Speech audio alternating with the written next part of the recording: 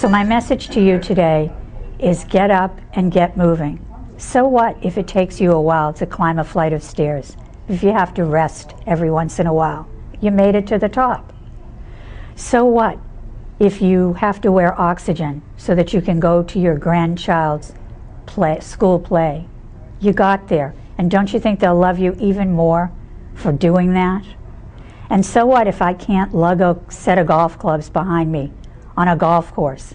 Now I ride a cart like a princess, and I can hit the ball farther than I ever did because thanks to rehab, I have muscles that I never even knew existed.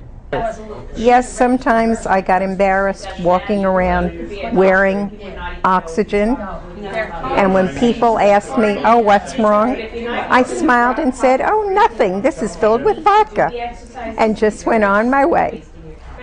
I feel like I'm getting better since I started rehab.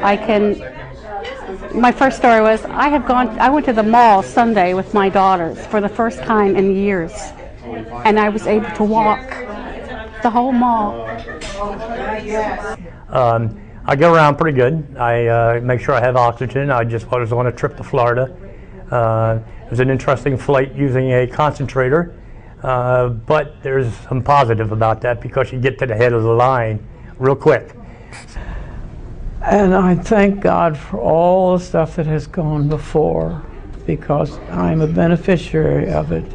And the medications that I am taking have kept my COPD under control, and it's now stabilized. However, I want some more progress because I want to go back to scuba diving. So that's all I'm here for. And I go to a gym class like twice a week for the breathing system. I used to walk upstairs like, no, I can't do much. But thank God that I'm glad for. I still ain't got to wear no oxygen. I'm still moving around. I try to be careful about what I eat, and I have an exercise program that I do every morning before I take my medication so that I can inhale it better and properly. And I make sure that I take it every day.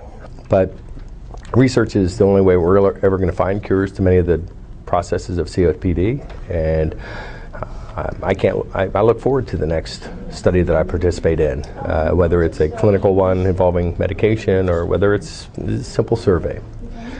I do recommend that if you smoke, stop. Do not go around people that do smoke if you can prevent it. Do not go into any bars or restaurants where they still smoke, because you will find that it's going to make you very sick, physically as well as, with your lungs. And exercise. Exercise seems to help me, and it seems to help those that that are in the group with us. I think you need to go ahead and do what you want to do. For instance, I went to a shipboard reunion this past September, and my part, I did a pole dance for them, carried my oxygen and all. So it's what you make out of it. It's a way of life, and it certainly beats the other option. But I think the biggest thing that's made a difference to me was shortly after that walk, I realized that, I can do things on my own. And with the goodness of my oxygen supplier, I embarked on a 19-day trip alone in my car with, like I said, help from the oxygen company, that they had oxygen provided for me at each stop that I was going to make. I drove 3,013 miles in 19 days. Getting in my car is living. Going to a meeting is living. Even the support group that I lead for survivors of suicide is living, because I'm doing useful things. I can still do useful things, and other people need me. It's a whole new world that's opened up out there.